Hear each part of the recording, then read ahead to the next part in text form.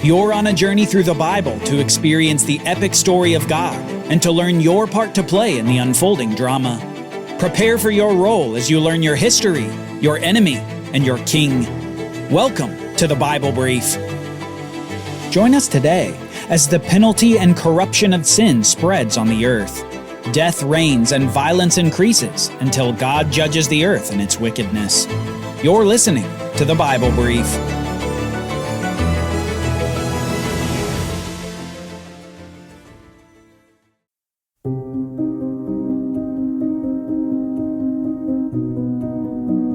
Life outside the garden isn't going well for mankind. Being locked out of the blessing of God's presence meant leaving the peace and security of the garden for a life of toil and hardship. Women experiencing the pain of childbearing and marital conflict. Men working a difficult life to put food on the table. And outside of these curses, a war had commenced.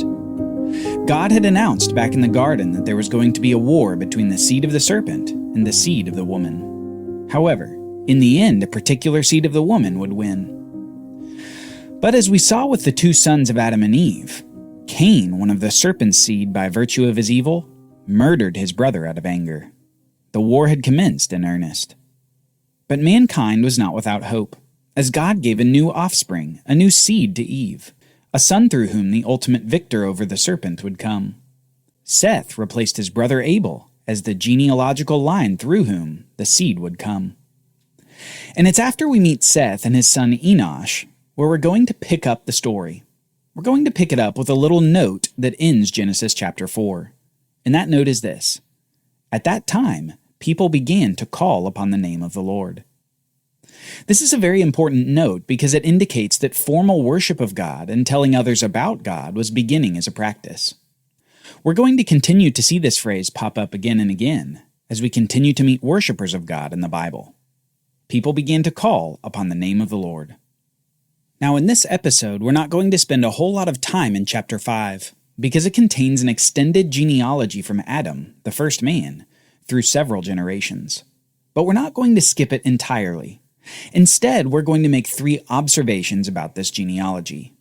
First, each of the generations are recorded as having very long lives, many over 900 years. And yet one of the stark, repeated points within the genealogy is that each generation ends with the words, "and he died." They may have had long lives, but they couldn't escape that penalty for sin, death. The second observation is this: there is an exception to the death rule in the genealogy. Midway through the genealogy, we read about a man named Enoch. And his story concludes with this: Enoch walked with God, and he was not, for God took him. Now this may seem like a small thing, but you should know Enoch's name. He is one of the 2 humans in the whole Bible who never experienced physical death. And the reason is right there in the text. He walked with God. Enoch was taken to be with God, to be returned to God's presence, because he walked with God in intimacy and faith. In this way, Enoch becomes an example of faith to all following generations. Finally, third, the genealogy makes it clear that Adam, made in the image and likeness of God, passed on this quality to following generations. Every human born is also after the image and likeness of God. While some will take the evil way of Cain and live against their image, some will be like Enoch and faithfully walk with God, bearing the image of him with honor and righteousness. As the genealogy comes to a close, we meet the next notably righteous figure in the Bible. We meet Noah, a descendant of Adam who walks with God in the midst of a very wicked generation. Let's learn the context beginning in Genesis chapter 6, verse 5. The Lord saw that the wickedness of man was great in the earth, and that every intention of the thoughts of his heart was only evil continually. And the Lord regretted that he had made man on the earth, and it grieved him to his heart. So the Lord said, "I will blot out man whom I have created from the face of the ground, man and animals and creeping things and birds of the heavens, for I am sorry that I have made them." Humanity is in a bad spot. Apparently, the many descendants of Adam and Eve, who had an unnumbered amount of children outside of the 3 we've mentioned, apparently those descendants had gone away from God further. They're described in totally evil terms, and God is grieved by their state. Such grief that in some way he regrets having made mankind. But even in this, there's a ray of light. Listen to this. But Noah found favor in the eyes of the Lord. Noah was a righteous man, blameless in his generation. Noah walked with God. There's that phrase again, walked with God. But here with Noah, we get even more than we got with Enoch. We hear that by virtue of walking with God, Noah was a righteous man and hadn't corrupted his way among his generation. Not that he was perfect, but that in walking with God, he was good among a violent and corrupt culture. And rather than wipe Noah away with his evil generation, instead God had grace on him and saved him from it. Let's hear how that happens. Now the earth was corrupt in God's sight, and the earth was filled with violence. And God saw the earth, and behold, it was corrupt, for all flesh had corrupted their way on the earth. And God said to Noah, I have determined to make an end of all flesh, for the earth is filled with violence through them. Behold, I will destroy them with the earth. Make yourself an ark of gopher wood. Make rooms in the ark. Cover it inside and out with pitch. This is how you are to make it. The length of the ark, 300 cubits. Its breadth, 50 cubits. And its height, 30 cubits. Make a roof for the ark, and finish it to a cubit above. And set the door on the ark and its side. Make it with lower, second, and third decks. For behold, I will bring a flood of waters upon the earth to destroy all flesh, in which is the breath of life under heaven. Everything that is on the earth shall die. Okay, so the means by which Noah will be saved from this calamity that's about to come on the earth is through building a huge boat, an ark. A boat about 500 feet long and over 3 stories high. A big wooden boat.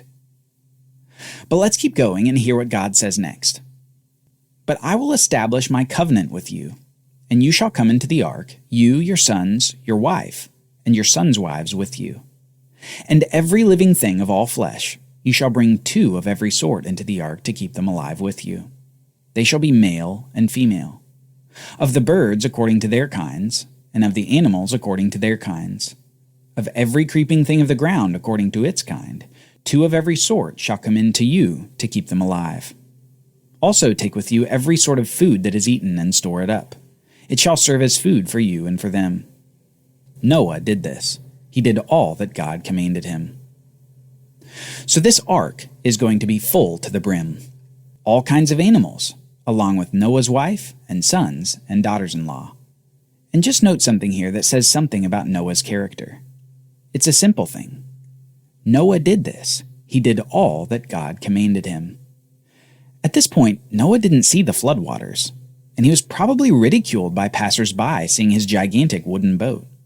But Noah had faith that what God said, God would do, and so he did all that God commanded him. And eventually, the floods did come.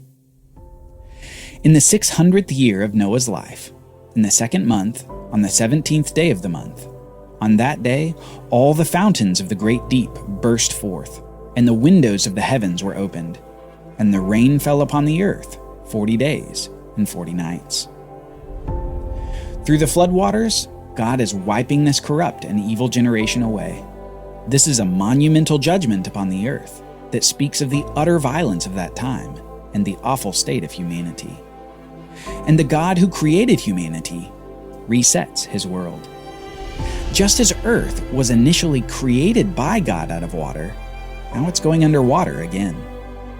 Remember, on the 3rd day of creation, God had said, "Let the waters under the heavens be gathered together into one place, and let the dry land appear."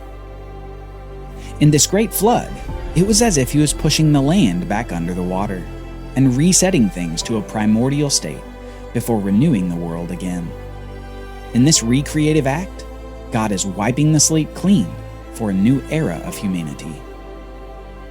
And we see the ark bobbing up and down on the waters, warm and full, a capsule of sorts, saving a remnant of the world from God's fierce judgment. A judgment on sin. Sin that first started with a question in the garden. Did God really say? Sin that continued to seep into the heart as Cain's anger burst into murderous rage at his brother Abel. Sin that culminated in a corruption so deep that the intentions of mankind's thoughts were only evil all the time. Yet there on the waters, the ark continued to bob up and down, day after day, a picture of God's salvation in the midst of his deserved judgment, a gracious opportunity for mankind to start again. The seed of Eve has been preserved in Noah and his sons, and hope remains for a renewed humanity after this devastating flood. The hope of the world floating on the waters of judgment, day after day, week after week, month after month. Join us next time as we see an amazing promise of God and a sign in the sky as humanity's reset exits the ark. For Bible readings, reflection questions, and quizzes, don't miss the Bible Brief app. Available on iOS and Android so you can go deeper into the story. The Bible Brief is a project of the Bible Literacy Foundation, a nonprofit dedicated to helping you learn the Bible. Give to support the Bible Brief by visiting BibleBrief.org or tap the Give link in the show notes. Thank you for supporting the Bible Literacy Foundation.